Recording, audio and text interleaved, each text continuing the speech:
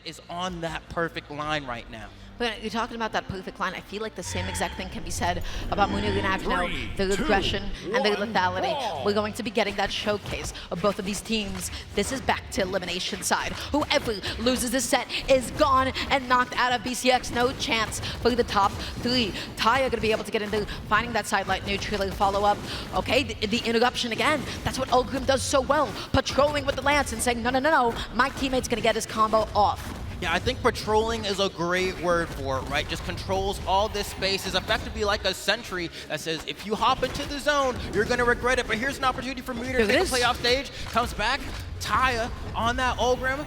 Oh my goodness, Dar, the way that they are playing this Ahmet is going all the way out there, going through the ground pound as well. Nice. Wants to go for it all. Uncharacteristically seeing a Tesca signature get interrupted, that is not an everyday occurrence. Yeah, it's so hard, right? Just the active frames as he's spinning can be a little bit tough to interrupt. Oh, and Acno almost gets his combo there. We see Mounir does get the release part of that side sig before getting interrupted.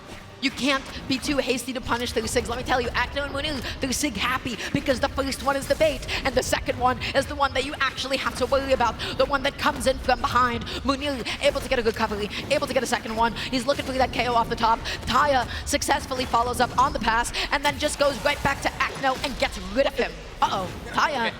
Yeah, a little bit, kind of gave Mounir that knockout in a sense by knocking his opponent off stage and then setting up that situation for him. But yeah, I mean, we're still seeing TAYA and Ahmet look is so comfortable. I mean, look at their stock count, right? I mean, just now getting sent down to their second stocks. Meanwhile, both members of the red team are on their final. We haven't really seen a moment where Mounir and Acno have really had a chance to play together. But they have big comeback potential, and that is just, again, they're so efficient with finding these stocks. Ahmet and TAYA, they're playing so well. They have an amazing lead. Let's see how they're able to go ahead and hold it down. Sidelight neutral follow-up, amazing job following up on that pass. Mounir gonna get interrupted by Enlight 1. Ahmet's gonna be able to go ahead and get that side sig, not gonna be able to KO Acno, but I have a feeling that this is, game one is probably gonna go to Ahmet and TAYA. Let's see if they can make the comeback happen. I'm not feeling too optimistic about this one, though, as we're going to see a SIG connect into the last hit of that side air. And now, side air from Ahmet's going to close that one out. Very convincing game one. They looked skill-gapped in that game one. I'm sitting here talking about how, I'm looking at Mounir and Acno, and I think they have the spark, and I don't take that back. I always say if Mounir's on the screen, the X factor is multiplied times 1 billion, but that game one is not one I would show to people to make them believers. Yeah, we have not seen that volatility yet, and we don't know yet. That is the mystery of it all. Will they be able to really shine that volatility? Will they be able to hone in on it? Ahmet and TAYA brought a level of consistency. TAYA was patrolling. He was playing behind Ahmet, but then when Ahmet needed to as well, he was threatening behind with that GC sidelight, making sure that his teammate was not getting punished. Muno and Acno, they also struggled to interrupt a lot of the combos that TAYA and Ahmet cooked up. Hopefully this game 2 goes a little bit better for Mounir and Acno. I mean, of course, we're on Demon Island this time around. They should have the ability to go for some wild offstage plays, and we have seen historically Mounir's ability to go offstage and really secure some early edge guards, but so far, I mean, they just don't look like they're able to play as a unit. Do I throw that up to them not playing well, or do I throw it up to TAYA and Ahmet's ability to separate them? Because look at how they're dismantling this red team. I think TAYA and Ahmet's synergy and dynamic is a lot more solid at the moment. When he whips that end sig, oh my god, what has happened? How is he still hanging on to the stock? I don't know how much longer he's going to do it for. He eats the recovery. He dodged past up the weapon toss. The GC sidelight is to get off me. He's not going to be able to interrupt in time, but you know what? That almost KO'd. The D-Sig is going to be able to come through. Ahmet, how does he land and reset neutral? Ow. Wow! I can't believe that neutral sig didn't hit. I'm even more surprised that the gravity cancel D-Light was able to hit low enough to go ahead and get that pickup. Beautiful counterplay happening here. Ahmet and TAYA are still looking phenomenal, but finally getting sent down to their second stocks, and Acno and Mounir trying to hunt down TAYA, but they can't find a team combo in the gap that they had.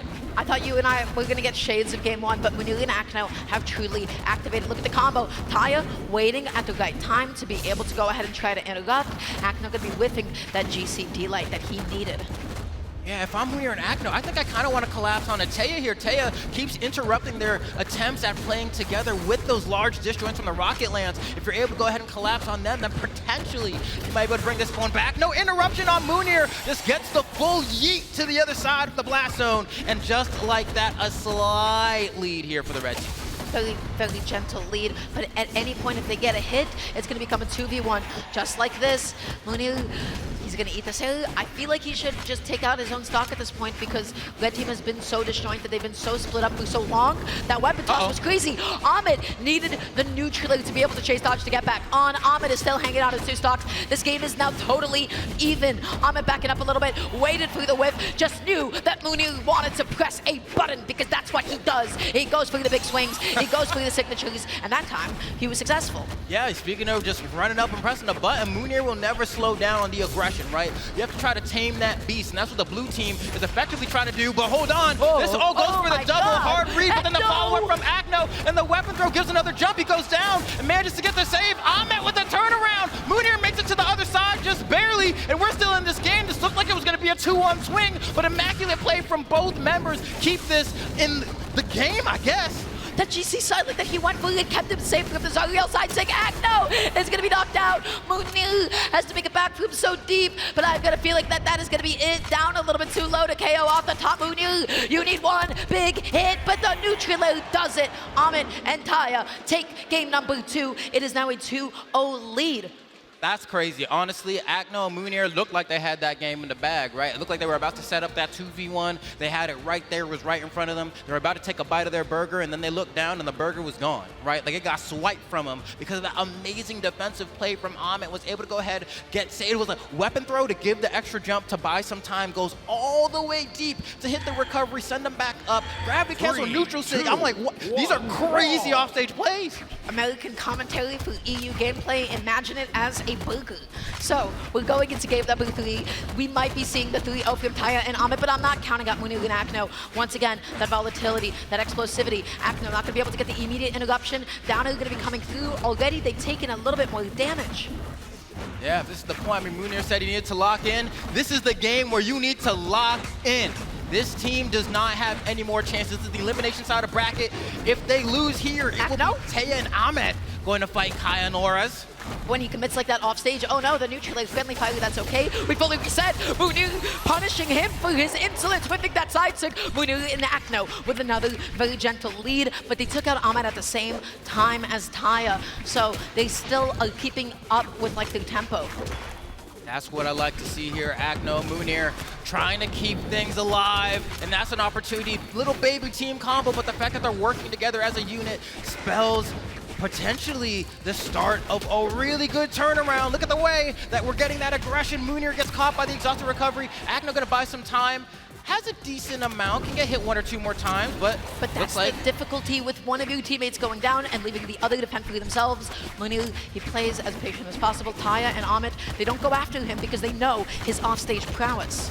Oh wow, I can't believe I didn't combo. Acno, Mounir not able to swing there, but that side sig does get completed, and the second follow-up from the side air as well. They need to get TAYA here. There's the D-like ground pound, they tap it in, and this is the biggest lead, if not the only time that they've really had a lead here in this series so far.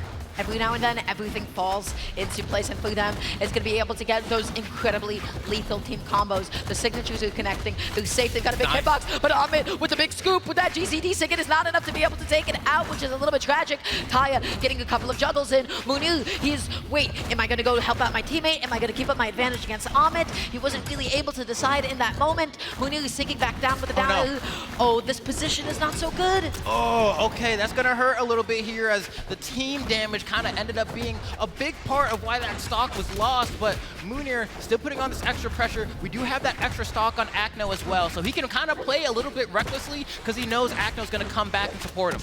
No follow-up though, Mounir is still just continuing to play so safely.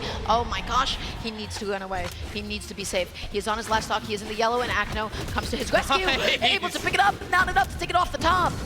All right, looking for that final blow, and either member of the blue team here, they both have a decent amount of damage racked up. That gravity cancel gets interrupted. Acno is going for jump reads, both of them not connecting. There it is this time, but that nair coming out from TAYA to give the blue team another chance.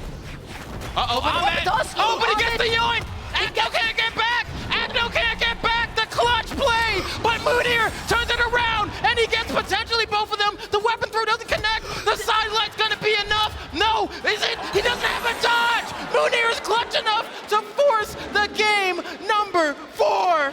He got the ground ground pound when he needed to most. He closed it out. Oh my And that God. GC sideline, it was so precise. He didn't even need to go for the GCD like ground pound. It was just enough. It was perfectly spaced. Mounir, he made sure that they're putting themselves back onto the board, back onto the map. Acno went down a little bit prematurely, but I have to say, Ahmet is a demon off stage. Ahmet is, that's not right. The way Ahmet be playing is simply not right. This dude is devious. He's just a boy. Ahmet, let's see how he's gonna be able to keep it up. And Mounir, he wants to extinguish the demon. What is he doing off stage to him? Carrying him all the way down with the boots. Not gonna be able to get the stock, but hey, damage is damage. Yeah, you know, I have to applaud Mounir's bravery, right? Because we just saw the kind of plays that Ahmet can do, but Mounir still confident to go off stage and play that game with him. Oh, Acno with the follow-up. Oh my God. And then Ahmet is there with the coverage, but when I see him off stage, I get a little bit nervous. Everybody manages to make it back. Oh! But the boot recovery off the top is gonna be able to do it. Ahmet off stage. Uh-oh. Trying to get as much coverage as they can on the Ahmet here. They want to get that double wipe, but they're not able to find it. But look at how the red team is controlling space. They have control of center. Acno botting these sidelights. That's a pass to Mounir. And look, he's extending it with the end light. Catches the sig for his troubles, but still has the stock. That sidelight was so good Punish? because he was able to cover the teammate behind him. Oh my gosh, Ahmet is now off stage again. Mounir is out for blood. He wants that stock so badly. Both members of the red team off stage. Oh no. That is going to be Ahmet's first stock gone. Oh, Acno, you dropped that one, bro? Why? Oh, but it doesn't matter because Mounir is online. He's waking up. Acno with the pass. Mounir with the down air, but they can't get Ahmet. But they still survived that. That down six actually going to KO off the top, but that could have been one of the craziest edge guards I've seen in doubles to date. How does he keep making it back on? I have no idea. Ahmet's survivability is, must be divine protection at this moment. Sidelight, Sider, and Sigma coming through with the TAYA with the best interruption. He knew that Zariel goes up on the end sig. That was the best punish. We saw previously a weapon toss fail to interrupt that. That was perfect. GC side sig unsuccessful. TAYA playing support so well. Now let's see, can they get one of these final stocks here? TAYA taking so much damage. The recovery, the off of the bounce is gonna lead to a cheeky KO from Mounir, having less damage, getting out of hit stun faster and being an opportunist. And at this point, Mounir with the sig, the pass, he tries to get the spinning pile driver on the stage, but it gets interrupted.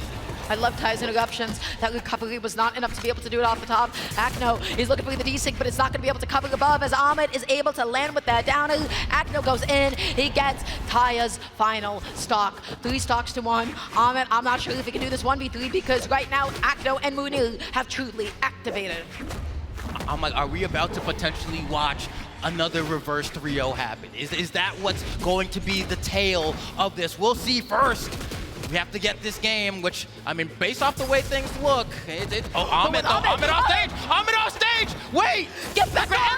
Oh, but Mounir doesn't cover it. He was clearly gonna go for it, but Mounir maybe not want to play flyer. We do get that D-Light recovery. They are able to lock it in, but yet again, Dar, we were talking about this at the end of the last game. Ahmet off stage is a problem. When he was that deep off stage, anything could possibly happen. And Acno knew in that moment, my one job is just to stay alive. I'm not going out there for the reversals. I'm not going out there, to try and steal the stock away. We don't have to be impatient because we have this lead. We don't need to turn this into an unnecessary 1v1. All of a sudden, from what looked like a very difficult start for Muno and Acno, we're seeing yet another game 5. We're seeing that volatility, and I have to say, Muno, what is wrong with you? How are you finding all of these stocks? How are you finding all of these boots recoveries? When he needs to go out there, he finishes the job. Yes, no, I am so happy with how Mounir had activated in this set now. It took a little bit. I was worried the engine didn't look like it was gonna start, but I think the Mounir machine is now online, and he has the perfect support in Acno to go ahead and get him to where he needs to be. The question all year was, who was gonna be the one that was able to team with Mounir to push him as far as he can go? We saw him try with Sandstorm. That was a mess. But now with Acno, he has found someone solid that might be able to bring them all the way to the end. Well, the side are going to be coming through the end line and the interruptions. Layers and layers of interruptions. Right now we're in pure chaos, but the blue team is the one in disadvantage. Beautiful! That grab out is so powerful. That is going to be enough to take out that first stock. Oh, and double potentially? Do we get the ground pound there? We see Acno tries to get the coverage. Mounir accidentally hits Acno, but it's going to be okay here. They do still have a lead, and they're going to try to push it. Mounir tries to get the punish, but you see the backstep that happens. You see that Mounir is respecting Oh Ahmet my off God. stage. He just wants to be able to get Oh that my guard. God, whoa! Okay, the ground power was able to connect. A little bit unfortunate there for Acno, excuse me. Is that going to be enough to take the stock? Not quite. Ahmet, I don't know how he does it. How does he keep staying alive? Mounir is mashing that signature button now. The blue team seems like they're getting jump scared every single time. But there we go. Mounir probably not gonna make it back. No, Acno's there to try to help. He doesn't get the interruption though. Acno was positioned properly, but the execution of that play failed him in that moment. But they're still in a pretty decent spot. TAYA being so patient to get back on because he knows he can't be put onto his last stock. When he was looking for a good company, that is going to be able to put TAYA on his last stock. Ahmet's survivability might be a bit of an issue because at 3 stocks to 1, this could easily become a 2v1. Muno and Acno, they want TAYA, they want it, but you know what? They get the follow-up onto Ahmet. First stock finally gone. Okay, and this is a pretty good spot here, both in the yellow on the red team. They're in a really good spot. And the same side, the active input on the side 6 to get the pass back to Acno, but Acno just not ready. It was a great side 6 to go for. They had them separated, but doesn't matter. Mounir trying to follow up Acno and interrupting. He gets the dodge as well. Almost gets the side 6, but it's not enough. No, he could boot it back up to TAYA. TAYA is done. TAYA has been knocked out of the set. Oh, this is all but over here. How do you make this comeback if you're Ahmet? This is going to be another 3-0, Dada. It's going to be another reverse 3-0.